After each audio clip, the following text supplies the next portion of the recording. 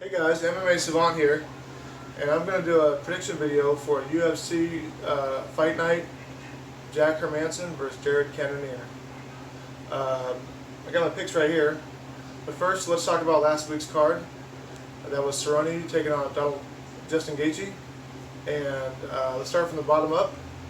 So I picked Misha Cirkunov to out-level, outlast, outplay, outwork, out everything Jimmy Crute, and submitted with some kind of a high-level jiu-jitsu choke. First round. Did everything I said he would, and submitted him with a Peruvian necktie. The second one in UFC history. First one, of course, being CB Dalloway, and that move was, of course, invented by Tony D'Souza. So he's a Peruvian guy, Tony D'Souza. If your kids out there don't know who he is, check him out. Alright, that's who made that move. Next up, we had Antonio Carlos Jr. He fought Uriah Hall. My prediction was Antonio Carlos Jr. by decision. Uriah Hall won it by decision. So it did go to decision. Uriah Hall won. And the way it sounds like it wasn't impressive. Uriah Hall looked fucking fantastic. His strike, he looked great. And for whatever reason, I don't think he threw a single kick, at least as I recall. He got out-grappled a lot, but, you know, he didn't get hurt. He didn't get almost finished or anything. His striking looked amazing. Good showing by Uriah Hall. Todd Duffy and Jeff Hughes went to a no contest, so that fight's a wash. I didn't make a prediction for Michel Pereira and Tristan Connolly, but if I'm being honest, I would have picked Michel Pereira. That was his fight to win or lose. Okay. Congratulations to Tristan Connolly. That fight was awesome. And this fight was, like, his part was cool too, Michel, but it was like, you know, it didn't pay off in the end for him. Okay. Anyway, the old man Glover Teixeira got it done. I think it was a decision win over Nikita Krylov. Yeah. One of the guys I like to watch, he's up on my Facebook thing. He pops up every once in a while. He said that Glover came into the fight with a torn rotator cuff. But I remember John Jones popped his shoulder sometime in the first or second round, and he still took John Jones to a decision. Lost, but, you know, decision. So Glover's tough, and I'm not sure how his shoulder is torn, because, like, I have impingement in this shoulder, so with this arm here, it hurts if I do this. But if you were to come pick it up and move it like this, it doesn't hurt. And it doesn't hurt on this shoulder when I do this. See that? Like, this doesn't hurt at all. It's only when I do this. So I don't know what Glover's actual injury was or how it would affect his striking and grappling, but it didn't seem to, I couldn't tell. So Glover looked great. That's why he's one of the best. My favorite 205er. So I got that one correct too. And Justin Gaethje came out there. He was metered. He was measured. His pressure, his advances were nice and even. Great showing. Puts out Donald Cerrone in the first round, just like we kind of predicted he would. I got the method and the person right. I just got the round wrong. Donald Cerrone, go take 6 months off, please. Go get some sleep. Go heal up. Yeah, guys, so I went 3 for 4 on my picks because of the no contest. Anyway. Okay, let's talk about this card coming up. We're going to start from the very bottom. Jan Cutelaba is going to be fighting Khalil Roundtree. I'm not going to spend a lot of time on this fight because Khalil's got one way to win. That's pretty much with his strikes, where Jan Cutelaba has only one way to lose. So I like his grappling. I like the fact that he's only been submitted once by Glover, and the rest of the times were decision losses to good guys.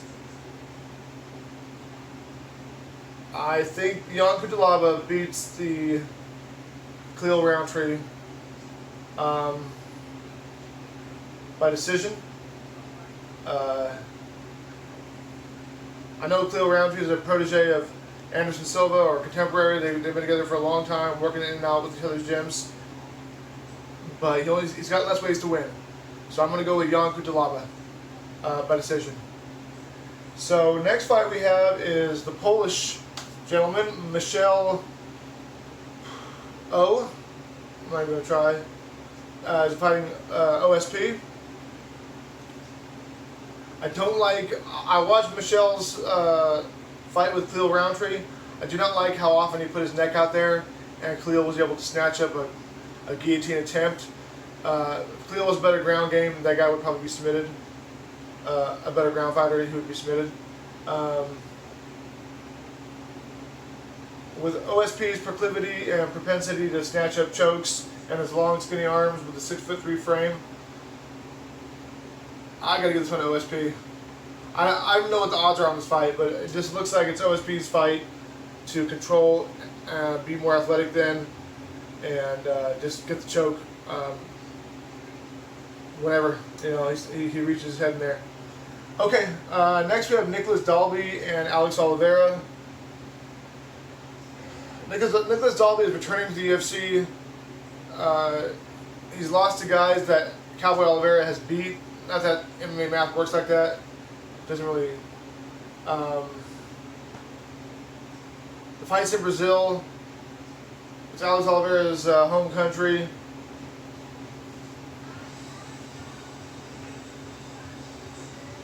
While Nicholas Dalby's coming off wins and then getting back, this is his return to the UFC.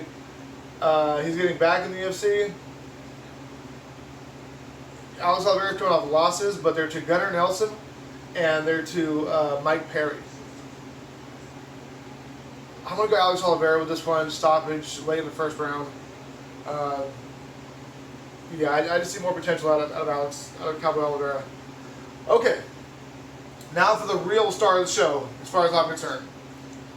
You have a poor man, no, not really. You have a great grappling match between Gunnar Nelson, the second-degree black belt under Renzo Gracie out of Iceland, and training at the SBG gym. He's only got 4 losses in his entire MMA career. Leon Edwards, Santiago Ponzinibbio, Rick Story, and Damian Maia. Great fighter. I like his karate stance. Or it'd be like this actually. Connor kind of adapted, or you see Connor do it.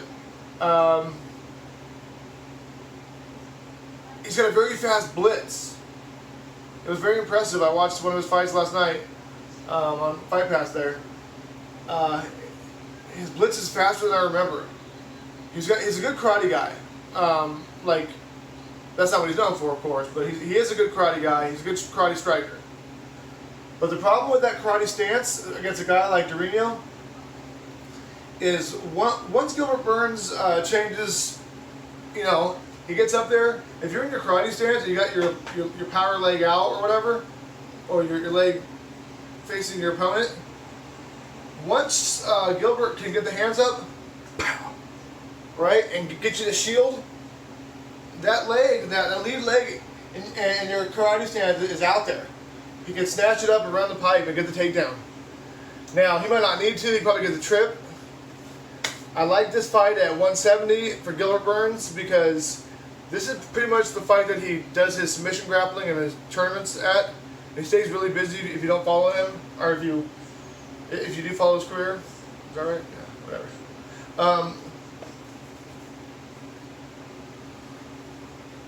I like this. This is Gilbert Burns' fight to win. He's more aggressive than his opponent, than Gunnar. He was training for Thiago Alves. Thiago Alves wasn't going to win this fight. But now you got a more accomplished ground game with Gilbert Burns. So I watch most of the fights, and when I'm studying, I watch a lot of Fight Pass and DAZN on YouTube and everything. So I try to find a past opponent of each fighter that, like, if I know their entire catalog, like Fedor or Shinya Aoki, or Nathan Diaz, or Luke Rockhold, or Gegard or something. I won't really watch their fights. I won't have to. But if I'm not like 100% confident, so last night I watched. I'll try to find somebody who they fought before that most resembles Gilbert Burns. Now, on paper, it would be the high-level black belt Damian Maia. But Damian Maia's jiu-jitsu style is different, his grappling attempts are different, his striking is way different. Damian Maia would rather beat you in an MMA match with as much jiu-jitsu as possible. Like, he'll throw his hands a little bit to get feelers and to shoot in, like a lot of wrestlers do. So I didn't watch Damian Maia with Gunnar Nelson. I watched Cowboy Oliveira with Gunnar Nelson, even though Alex Oliveira doesn't have near the ground game of Gilbert Burns or Damian Maia, of course. His aggressive striking reminds me of that. How does he react to vicious flurries and volleys of punches and kicks? That's what I was looking for. That was the read I was getting.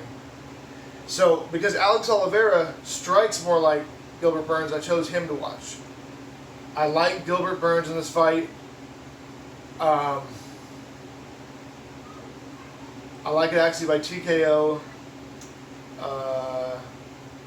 after a wrestling heavy affair and vicious attacks with the hands and feet. I like Gilbert Burns in the second round late to stop Gunnar Nelson. Okay, now for the main event, we have Jack Hermansson and Jared Cannonier. One's 20-4, one's 12-4. I got my board over here. Now I do know the odds-on favorite.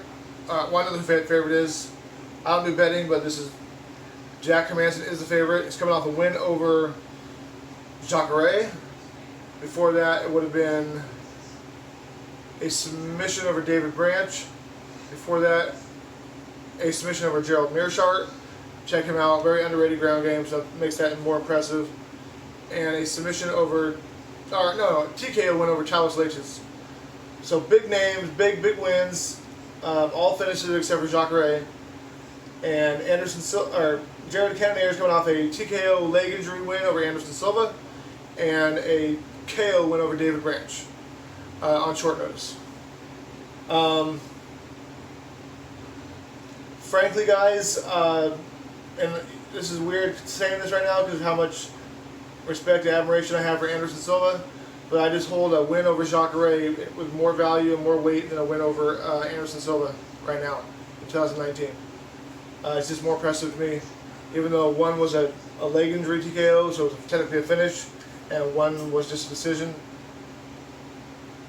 I think this is Jack Hermansson's time to level up and maintain his spot and climb up the ladder.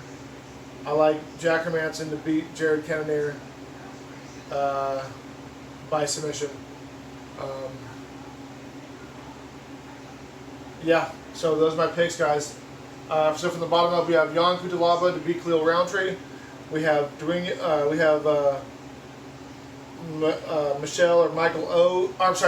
to beat his opponent. We have Alex Oliveira to beat Nick Dalby. We have Gilbert Burns to beat Gunnar Nelson. We have Jack Hermansson to beat Jared Cannonier. So guys, those are my picks, and thanks for watching my video. And I'm about to do a Bellator 228 one right now.